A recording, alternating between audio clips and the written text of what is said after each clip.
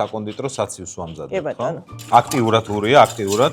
კონდიტერი არის საკმაოდ ზუსტი მეცნიერება. კონდიტერია, საერთოდ მე არ მიყვარს. სულ ველოდები რაღაცა აფეთქდეს, იცი, იმდენ რაღაცას ერთმანეთში ამატებ, რომ კანალიზაციაში გავუშვი ბრენდი. რატო არა ბატონო ახო? რა დავაშავ?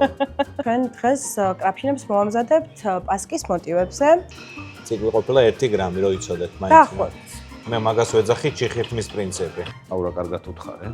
უფ, ბატონო ახო რატომ დამცინეთ? არ დაქცინეთ, ეგლა უბრალოდ აღარ დასრულდა. სულ სწრაფია, ხალხო რა ვქნო? გაუმარჯოს რეჰანს, მადლობა. შემდეგი ეპიზოდის დროც დადგა, გადმოვინაცვლეთ სასადილო ცეხის ბარის ტერიტორიაზე და თქვენს წინაშე არის თამარ ფოცხვერაშვილი, იგივე სევდიანი თეკლა, იგივე ცრემლიანი თეკლა, მოგესალმები. მოგესალმებით ჩვენი კონდიტერი, შეფ კონდიტერი გახლავთ თეკლა და ყველასათვის ცნობილი თეკლას ცრემლები, ზუსტად მისი ცრემლებია, მისი შექმნილი და ძალიან კარგი გოგოა. მოვაბრუნეთ ჭეშმარიტ გზაზე. ცოტა არეული იყო თავიდან, ეხლა უკვე დაალაგდა, დაბალანსდა და ძალიან კარგი გოგო არის თეკლა. მოგესალმები და მადლობა რომ დღეს ჩემთან ხარ სტუმრად. მოგესალმებით. მადლობა ვახო რომ მეც გამხადე ამ არაჩვეულებრივი პროექტის ნაწილი. მე დღეს შემოგთავაზებთ კრაფინების რეცეპტს. კრაფინიეს გახლავთ მაფინის და კრუასანის ერთგვარი ჰიბრიდი.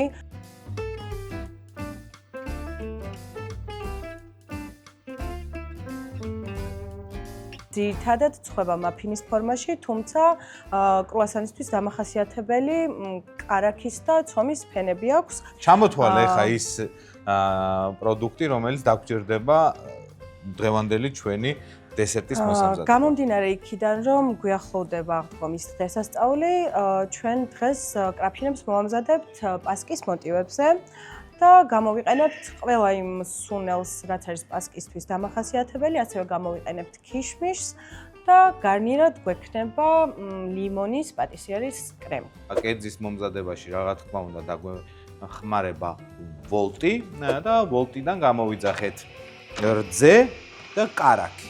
ეს ორი უმნიშვნელოვანესი კომპონენტი და ინგრედიენტი კერძის მოსამზადებლად. ჩვენ წინასწარ ცომი მომზადებული გვაქვს, იმიტომ რომ დროის სიმცირიდან გამომდინარე, რომ ვიზუალურად ვიდეო ლამაზი და საინტერესო გამოვიდეს, წინასწარ თეკლა მოამზადა უკვე ცომი, რითაც უნდა გამოვაცხოთ დღევანდელი ჩვენი დესერტი, მაგრამ ვიზუალურად ეხლა განახებთ თუ როგორ შეიძლება ამ ცომის მომზადება. ხო, სწორად ვამბობ თეკლა? დაიწყე აბა მიდი. პირველი რასაც გავაკეთებთ და რაც არის საჭირო, ჩავალბობთ ქიშმიშს ცომისთვის, რომ მოზევის შემდეგ იგი უკვე მზად იყოს, ვალბობთ ცოტაოდენ ადუღებულ წყალში. ტემპერატურა როგორი უნდა იყოს ადუღებული წყლის? ადუღებამდე მიყვანილი წყალი უნდა იყოს. ანუ ამ თვალად არ უნდა ავადუღოთ. კი. ანუ ხელს უნდა გწვალდეს ყოველ შემთხვევაში. დავუმატებთ ცოტაოდენ კონიაკს. თუ კონიაკი არ გაქვს, შეგიძლიათ დაამატოთ ბრენდი. დიახ. დავუმატებთ ასევე ვანილს. ვანილის ფხვნილს. დიახ, ვანილის ფხვნილს. რამდენს დაახლოებით? დაახლოებით 1 გრამი დაგჭირდება. კონდიტერია საერთოდ მე არ მიყვარს. მე რო ვამზადებ ხოლმე საკონდიტრო ნაწამს, იმიტომ რომ ძალიან მნიშვნელოვანია სკრუპულოზულად დავიცვათ ხოლმე ის გრამაჟობა, რასაც რეცეპტში არის მითითებული და აქედან გამომდინარე თეკლა აი ზუსტად ეს არის თეკლას ძირითადი მნიშვნელოვანი მისი ამოცანა, რომ ყოველთვის გრამაჟობით ისე სკრუპულოზულად უდგება ამ გრამაჟობას, რომ ხშირ შემთხვევაში ხოლმე ღრიალი ისმის სამზარეულო ხო? დიახ, სანამ ცომის მოზევას დავიწყებთ, შეგვიძლია ჩვენი ქიშმიში გვერდით გადავდოთ და დავიწყოთ რძის გათბობა, რომელიც შემდეგ უკვე დაგჭირდება ცომისთვის. სანამ შენ რძეს გაათბობ, მე მანამდე მოდი გული და სული გავითბოთ. აპა მოგიტანე შავი ხორცი. ნახე როგორ იხსნება და დაგისხავ ხა ცოტას, ბევრი შენთვის არ შეიძლება და აქედან გამომდინარე, მიირთვი აპა. დაილოცე სადღე გზელო თქვი. აბა მიდი გიცნო. გაგიმარჯოთ ბატონო ახო, გაუმარჯოს ცეხს, გაუმარჯოს რეჰანს. მადლობა. დიახ. გაუმარჯო. ძირშრემლები. ძალიან გემრიელია. ვაუ. კაია. რამდენი ხანი ჭირდება ადუღება ზრდის დაახლოებით? არ ვადუღებთ, ოდნავ უნდა შევათბოთ, რომ საფუარის გააქტიურებაში დაგვეხმაროს, არც ხელს უნდა გწვავდეს და არც ცხელი არ უნდა იყოს. გასაგები. უბრალოდ ოთახის ტემპერატურაზე ოდნავ უფრო თბილი უნდა იყოს. ცომისთვის გამოვიყენებთ მშრალ საფუარს, რომელსაც გავაქტიურებთ თბილ რძეში. დავუმატებთ 2 ცალ კვერცხს, კი ბატონო. რომელიც აუცილებლად უნდა გარიცხოთ გამოყენებამდე. გამოყენებამდე. დიახ, გამოყენებამდე უნდა. და არა მაცივარში შედებამდე. დიახ. ხო?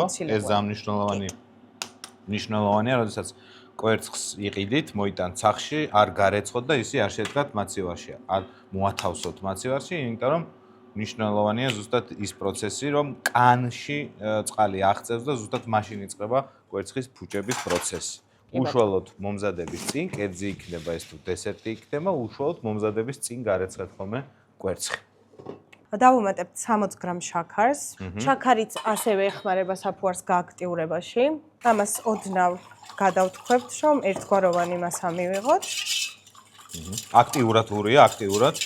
სანამ საფუარი აქტიურდება, მანამდე კარაქს გავადნობთ ცომისთვის. პირველი ეტაპი გაქვს და მეორე ეტაპი გაქვს. ეხლა შენაკეთებ ძირითად ბაზას. კი ბატონო. და შემდეგ მერე უკვე დანამატებით ახდენ გამრავალფეროვნებას თვითონ პროცესისას, ხო? კი. დაახლოებით 60 გრამი კარაქი არის ეს, რომელიც დაწვამდე უნდა მივიყვანოთ? არა, დაწვამდე არ უნდა მივიყვანოთ, უბრალოდ უნდა გავადნოთ. კი ბატონო. დროზე გავახსენე, რომ დაწვამდე არ უნდა მივიყვანოთ, იმიტომ რომ წვავდა კარაქი. უბრალოდ ინდუქციური ღუმელი საკმაოდ ძლიერი. იმიტომ რომ ტექნიკა, საცადილო ცეხში ტექნიკა არის უმაღლესი დონის. კი ბატონო, ეს ისტორიას მოგიყვანოთ რა. სამზარეულოში მომუშავე ადამიანები სულ პრობლემებში არიან. აი, ზოგს ტექნიკა არ აკმაყოფილებს, ზოგს ინფრასტრუქტურა არ აკმაყოფილებს. აი, წინა ვიდეოში მამუკა რო ყავდა შეფი, ხო იცი? აი, მამუკას პრობლემა ჰქონდა სიცივის. ანუ აბსოლუტურად ყველგან, სადაც იმყოფებოდა, უნდა რომ ქონოდა სიცივე. ანუ მაცივარი. ვერ ამოვწურეთ მისი სურვილები მაცივართან დაკავშირებით. აი, თეკლას აქვს, მაგალითად, სურვილები, საყინულე ბატონო, ხო, საყინულე მჭირდება. ესე იგი, რაც თეკლა მოვიდა, იმის მერე იხვეწება საყინულეს. 3 საყინულე უყიდეთ. 3 საყინულე. მისთვის მისაღები საყინულე არც ერთი არ იყო და რა ვიცი, კომპანიებს ვთხოვოთ გინდა რაღაცა ისეთი, შენთვის შექმნა რამე ისეთი საყინულე, რომელიც შენთვის ესე გააკეთე. თუ შეიძლება საყინულე მჭირდება მხოლოდ. კი ბატონო. ჩვენ აქ გვაქვს 520 გრამი ფქვილი. 520 რატო? აი 500 რატო არა და 550 რატომ არა? აი ესე გჭირდება ბატონო. კონდიტერი არის საკმაოდ ზუსტი მეცნიერება და იმ 1 გრამსაც და სხვა შორის 20 გრამსაც გადამწყვეტი მნიშვნელობა. კი ბატონო. 520 გრამი. 520 გრამი ფქვილი გვაქვს და დაახლოებით 2 გრამი მარილი. რომელსაც დამატებული, ხო? კი ბატონო, კი. ახლა დავამატებთ 1 მთლიანი ფორთოხლის ცედრას. შემდეგ გვექნება სუნელები და ბოლოს კარაქი. სუნელებს ვიზუალურად როგორც ხედავთ, ისე ვამატებთ თუ ხსნით რამეში, როგორც ქიშმიში დავალებთ? არა, ჩვეულებრივ გავხსნით არა, ჩავამატებთ უკვე ამ მასაში. ჩვენ აქ გვაქვს კარდამონი, მიხაკი, მუსკატის კაკალი, დარიჩინი და ქიშმიში. დაახლოებით საკონდიტრო საცივს ვამზადებ, ხო? კი ბატონო. და ესე მშვიდად აკეთებ ხოლმე სამზარეულოში აუღელვებად, აუჩქარებლად ფორთოხლის ცედრის მოშორებას ფორთოხლიდან? კი ბატონო, მნიშვნელოვანია რომ ფორთოხლის ცედრასთან ერთად ფორთოხლის თეთრი კანი არ გაყვეთ მეგობრებო და მშვიდად გახეხოთ ცედრა და არ შეგაწუხოთ არავისმა კომენტარებმა. კარგი, მე წავალ და შენ გააგრძელე მაშინ. არა ბატონო, ხო მჭირდებით თქვენ აქ ემოციური თანადგომა მჭირდება.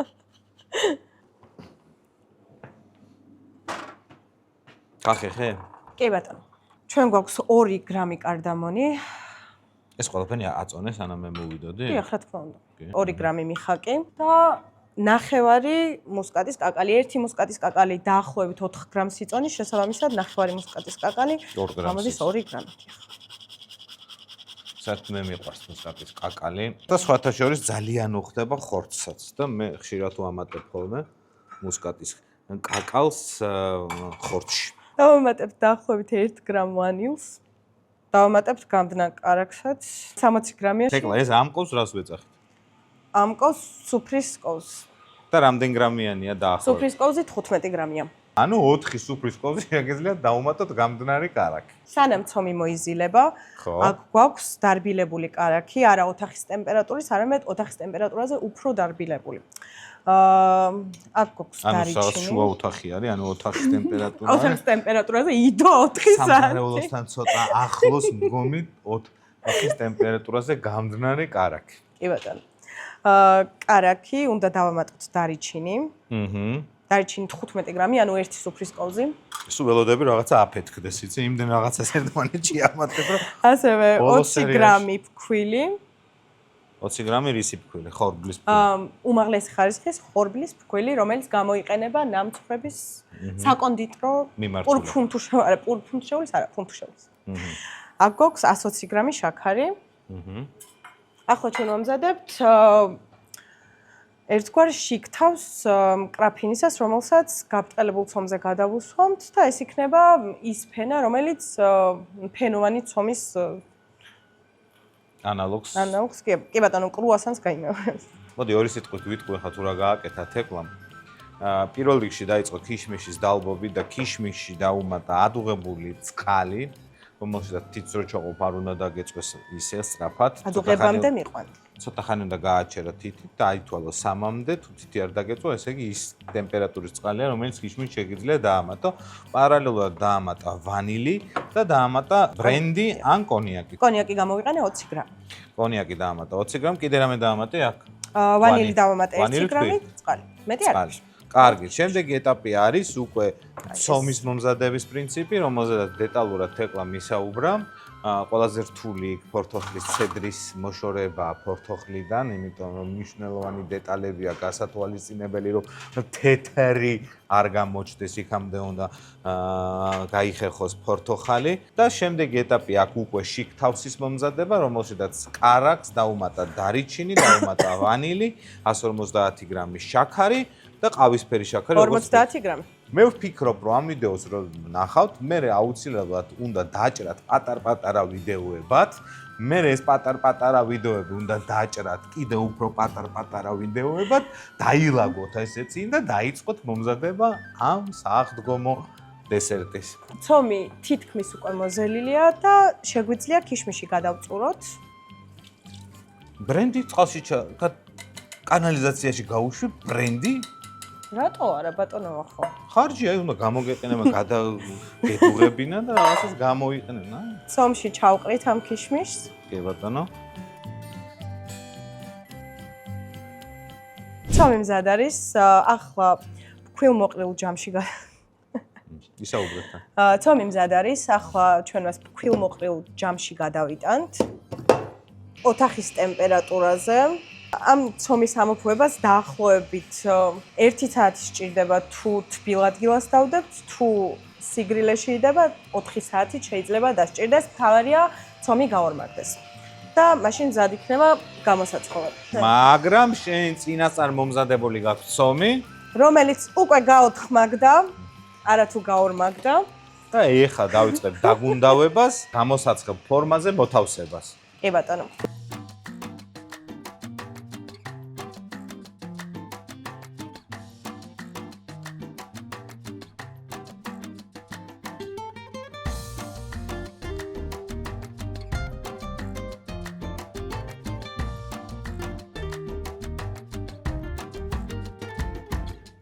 ჩვენი პარტნიორი არის ვოლტი. ვოლტიდან გამოვიძახეთ პროდუქტები და დიდი მადლობა მათ ამისთვის, რომ ჩვენს გვერდში დგანან.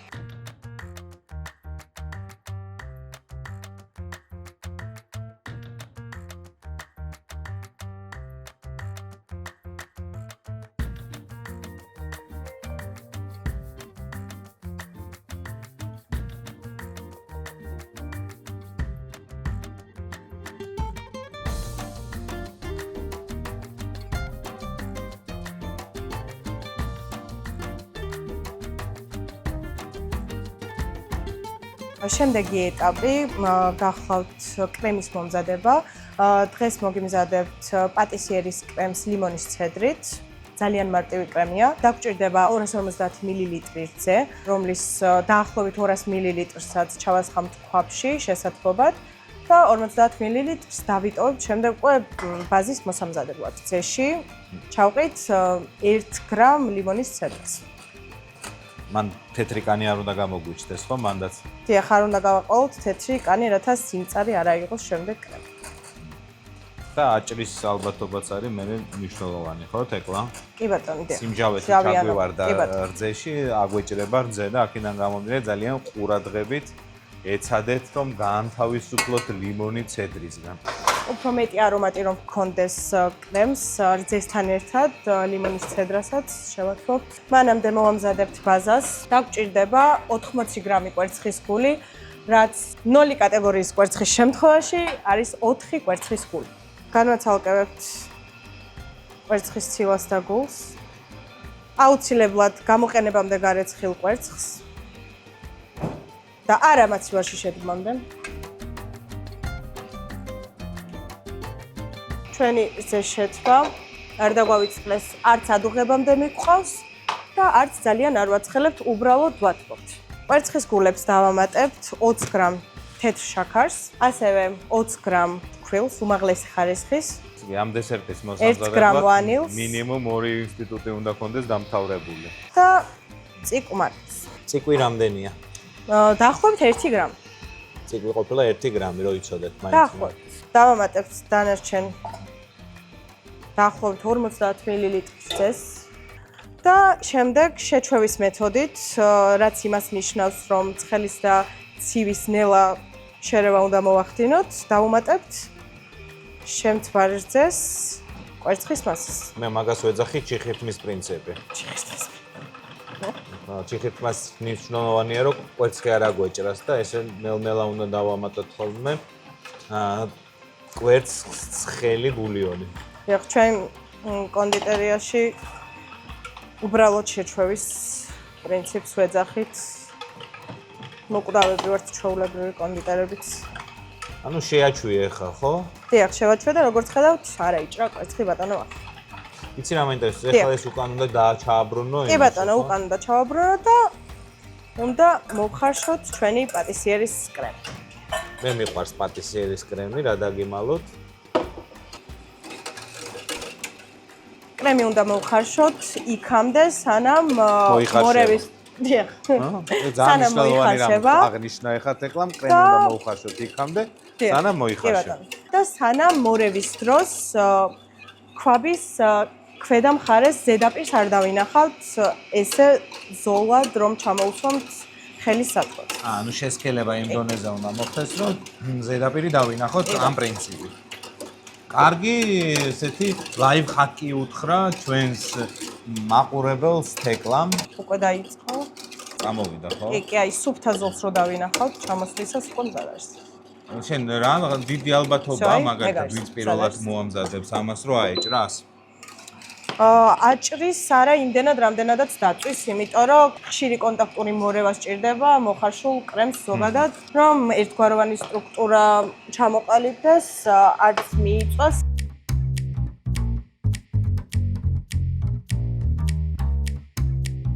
ჩვენი კრაფინები გამოცხო რატო ჩვენი? შენია და მაგ კრაფინები გამოცხო. აუ რა კარგად უთხარე. უფ.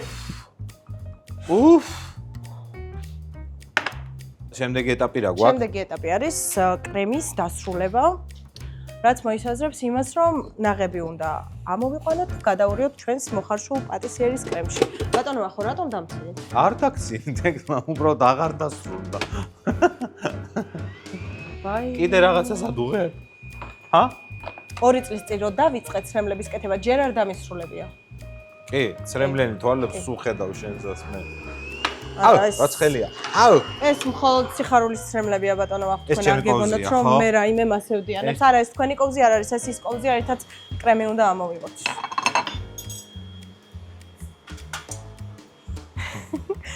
სულ სწრაფია, ხალხო რა ვქნო?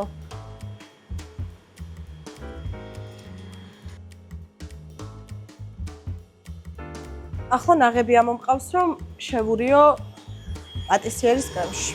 აჰა. ჩვენს დასრულებულ კრაფინებს შაქარში ამოვავლებთ მეტი სიტყვა. ჩემი არ ამოავლო რა, არ მიყვარს. სულ ბავშვობა მახსენდება და კარაქიანი და თაფლიანი პური. აქედან გამომდინარე, ჩემი ერთი ცალი არ ამოავლო შაქარში. თუ შეიძლება. ერთი ცალი შენი ამოავლე რა. კაი ამოავლე ხო. ჩემს ტერიტორიაზე ხართ. ბატონო, ბა. აი ხრაკუნა რო გამოდის არ მიყვარს რა. კარგით. იყოს ყველაფერი ასე. ეს ხო აღარ გჭირდება. ეს აღარ მჭირდება. ძალიან ცხელი იყო. ცოტა რომ მოუმატო იმას რომ სწრაფად მომზადდეს არა თუ უბრალოდ ცოტა ნაღებია და შემიძლია ხელით დავასრულო. ბოდიშით ბატონო ახო. ნიბზან როლები გავცვალეთ. და ეხა ვინც ჩართო ეს ვიდეო რა უნდა უთხრათ? ამე. მაგის გარდა აუცილებლად უნდა გამოიწეროთ ჩვენი არხი რეჰანი კუკინგი, გააქტიუროთ ზარის ღილაკი, რომ დადებული ვიდეოები მარტივად მოხდეს თქვენს, ასე ვთქვათ, news feed-ში და ალბათ უკვე დაგავიწყოთ, რას ვამზადებთ, იმდენი ხანია ვამზადებთ. რას ვამზადებთ ეკლა? დავივიწყარ დესერტს. კრაფინს პასკის მოტივებზე, რომელსაც გარნირად ექნება ლიმონის პატისიერის კრემი, რომლისთვისაც ნაღებს ხელით ვხოთ. იმიტომ რომ ბატონმა ვახო მიქსერი არ მიყიდა. ოდესმე თუ დაასრულებს ამ დესერტს, აი ძალიან ბედნიერი ვიქნები რა. შეგვიძლია ვაიმე, კიდე რაღაცაში ურევს. ნაღები გადავურიოთ მოხარშულ პატისიერის კრემს. მე გაგაფრთხილეთ ამის შესახებ.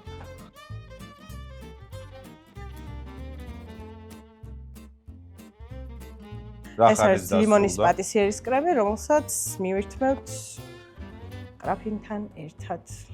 და ეს გვერდზე უნდა მოვუდოთ? კი ბატონო, შეგვიძლია როგორც გნებავთ. აი მე ესე გადავტეხავ თუ შეიძლება. კი ბატონო, ეს მოვიდა. ურა სურნელია. ეს მოვაწო ხო? კი, აუცილებლად. ჩავაწოთ, მივაწოთ. კი ბატონო. არ გოიზმეჩენია. აუ.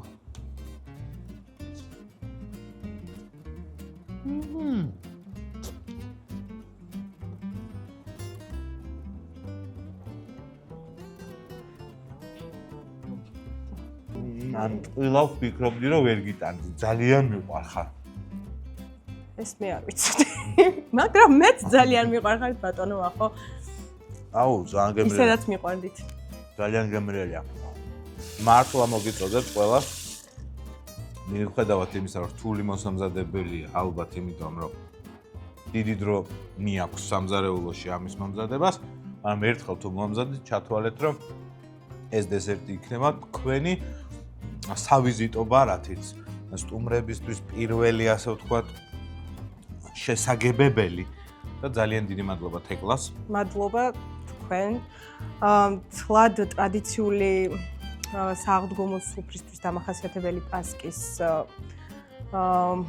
ვიზუალი და არც მომზადების ტექნოლოგია არ აქვს, თუმცა თუ რაიმე მრავალფეროვანის ორიგინალურის ხასიათზე ხართ, შეგიძლიათ თქვენს ტრადიციულ პასკასთან ერთად საღდგომო სუფრას ჩვენი კრაფინით შემეტყოთ და გემრიელად მიირთვით.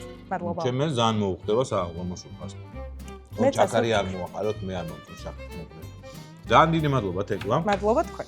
იმისთვის რომ არსებობ პირველ რიგში, მეორე რიგში დღევანდელ ჩვენს ვიდეოში რომ მიიღე მონაწილეობა, რაღა დაგვრჩენია და დავემშვიდობოთ შემდეგ ვიდეომდე, შემდეგ ვიდეო ერთი კვირის თავზე დაიდება, რა თქმა უნდა, მაგრამ რომ გაიგოთ, როდის დაიდო, აუცილებლად უნდა გააქტიუროთ ზარის ღილაკი, აუცილებლად უნდა გამოიწეროთ არხი და შემდეგ ვიდეომდე დაგემშვიდობებთ.